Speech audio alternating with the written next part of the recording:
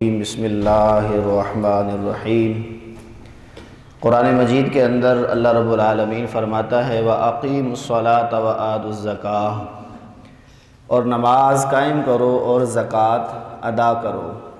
زکوٰۃ کی دین اسلام کے اندر بہت زیادہ اہمیت ہے، حتیٰ کہ اسلام کے جو بنیادی ارکان ہیں ان میں سے ایک اہم رکن زکوٰۃ بھی ہے۔ جیسے پہلا رکن اللہ تعالیٰ کی توحید کا اعلان کرنا، نبی پاک صلی اللہ تعالیٰ علیہ وآلہ وسلم کی گواہی دینا، دوسرا اہم رکن نماز، تیسرا رکن روزہ، اسی طرح چوتھا رکن بیت اللہ شریف کا حج ادا کرنا اگر فرض ہو جائے، اور پانچواں رکن ہے زکوٰۃ ادا کرنا۔ یعنی کہ اسلام کے جو بنیادی ارکان ہیں اس کے اندر بھی اس کو شامل رکھا گیا۔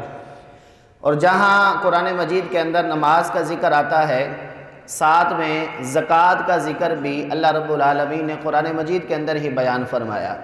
تقریباً 32 مقامات ایسے ہیں جہاں نماز کے ساتھ متصلاً زکوٰۃ کا بھی ذکر کیا گیا، اور زکوٰۃ کی فرضیت قرآن مجید سے ثابت ہے۔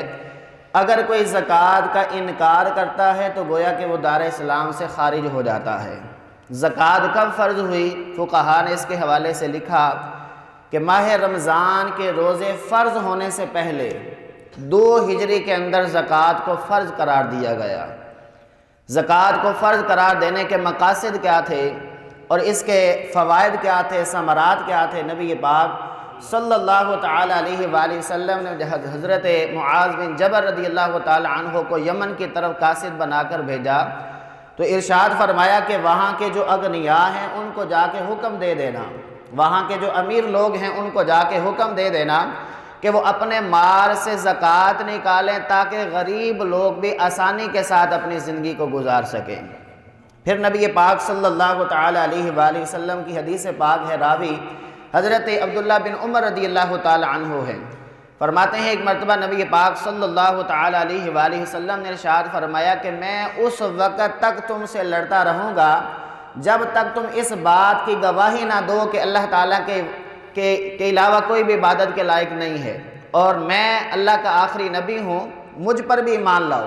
پھر ارشاد فرمایا کہ جب تک تم نماز قائم نہ کر لو اور جب تک زکوٰۃ ادا نہ کر لو، میں اس وقت تک تم سے جہاد کرتا رہوں گا۔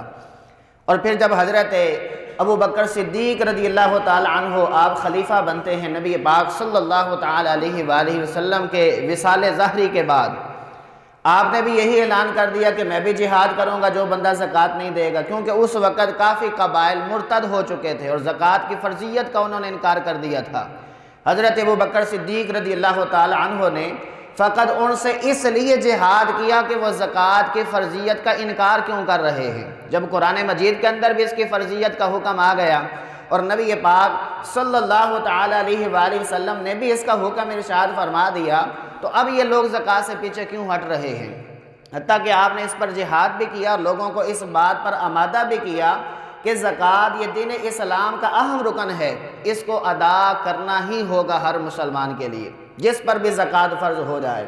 پھر نبی پاک صلی اللہ تعالیٰ علیہ وآلہ وسلم کے جو فرامین ہیں ان سے خلاصہ یہ ملتا ہے کہ زکوٰۃ دینے کا، جب بندہ زکوٰۃ دے لیتا ہے اس کو کیا کیا فائدہ ہوتا ہے؟ پہلا فائدہ یہ ہے کہ اس کے مال کی حفاظت ہو جاتی ہے۔ حدیث پاک کے اندر آتا ہے کہ یہ زکوٰۃ مال کا میل ہے، اور جب تک میل مال کے اندر رہے گی وہ مال حفاظت میں نہیں آئے گا۔ جب تم میل کو تم نکال دو گے تو اب مال حفاظت کے اندر آ گیا، گویا کہ زکوٰۃ کو نکال دینا یہ مال کی میل کو نکال دینا ہے۔ جب بندہ میل کو دور کر دیتا ہے، ہٹا دیتا ہے، تو وہ پھر مال صاف اور ستھرا ہو جاتا ہے۔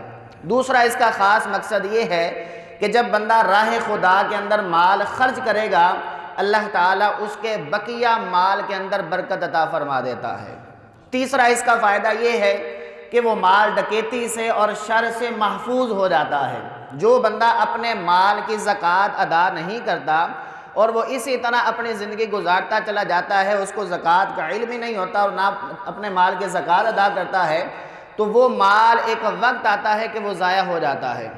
بس اوقات انسان سوچتا بھی نہیں ہے اور توجہ بھی نہیں ہوتی، اس کا مال خرچ ہو چکا ہوتا ہے، یا تو وہ مال بیماری کے اندر لگ جاتا ہے، یا اس کا کوئی ایسا حادثہ پیش اس کے ساتھ آتا ہے کہ وہ سارے پیسے ادھر لگ جاتے ہیں، یا کوئی ایسا کاروبار کے اندر نقصان ہوتا ہے کہ اس کی عقل دھنگ رہ جاتی ہے کہ یہ کیسے ہو گیا، حالانکہ یہ میں سوچ بھی نہیں سکتا تھا۔ تو یہ سارے معاملات اس لیے ہوتے ہیں کہ بندہ مال کی زکوٰۃ ادا نہیں کرتا۔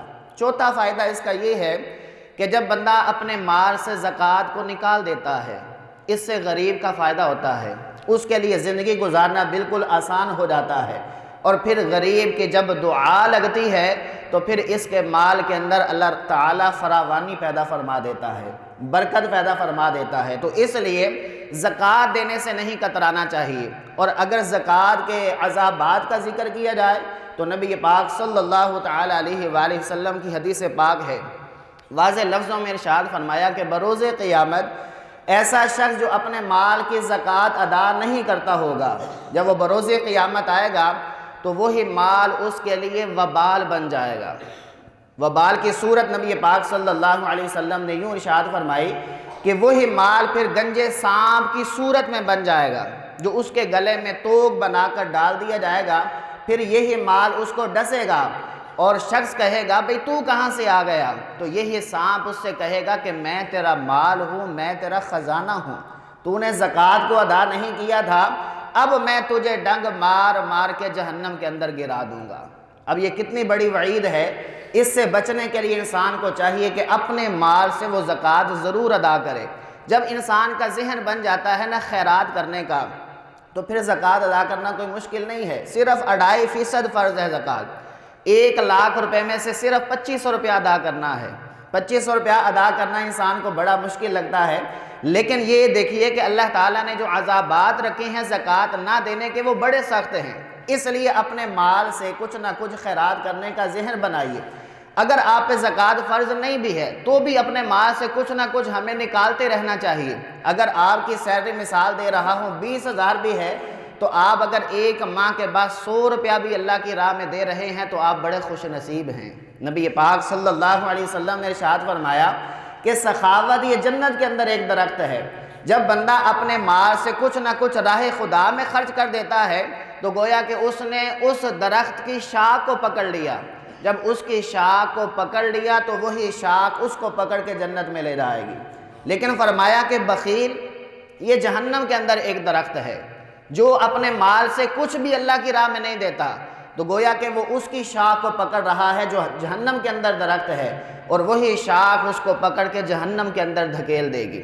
ضروری نہیں کہ آپ لاکھوں خرچ کریں، ہزاروں خرچ کریں، لیکن کچھ نہ کچھ آئے روز اگر صدقہ کریں تو یہ بری بلاؤں سے حفاظت ہے۔ نبی پاک صلی اللہ علیہ وسلم نے یہ بھی ارشاد فرمایا کہ اگر کوئی بندہ اپنی عمر کے اندر برکت چاہتا ہے تو وہ راہ خدا کے اندر کچھ نہ کچھ مال خرچ کرتا رہے۔ اگر وہ شخص یہ چاہتا ہے کہ میری عمر کے اندر برکت ہو جائے تو وہ کچھ نہ کچھ راہ خدا کے اندر خرچ کرتا رہے۔ اور یہ بھی نبی پاک صلی اللہ علیہ وسلم نے ارشاد فرمایا کہ جب تم کسی اہم کام کے لیے اپنے گھر سے نکلو تو کچھ نہ کچھ اپنے ہاتھ سے خیرات کر جاؤ، کچھ نہ کچھ اپنے ہاتھ سے مال نکال جاؤ، اللہ کی راہ میں مال خرچ کر جاؤ، تمہارے اس کام کے اندر برکت کو ڈال دیا جائے گا۔ لیکن یہ بھی یاد رکھا جائے کہ زکوٰۃ دینی کس کو ہے، مال دینا کس کو ہے؟ جو مستحق ہوتا ہے اس کو مال دیا جائے۔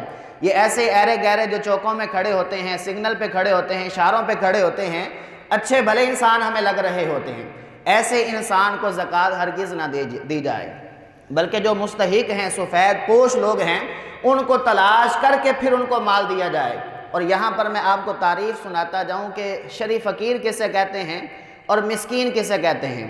آپ کو مسکین یہاں بڑے نظر آتے دکھائی دے رہے ہوں گے، لیکن حقیقت میں مسکین کہتے کس کو ہیں؟ فقہا نے یہ لکھا ہے جس بندے کے پاس ایک بھی وقت کا کھانا نہ ہو وہ بندہ مسکین ہے، یا پھر جس کے پاس پہننے کے کپڑے ہی نہ ہوں وہ بندہ مسکین ہے۔ اب مجھے بتائیں، یہ جو مسجدوں کے اندر مانگنے کے لیے آ جاتے ہیں، انہوں نے کپڑے پہنے ہوتے ہیں یا نہیں؟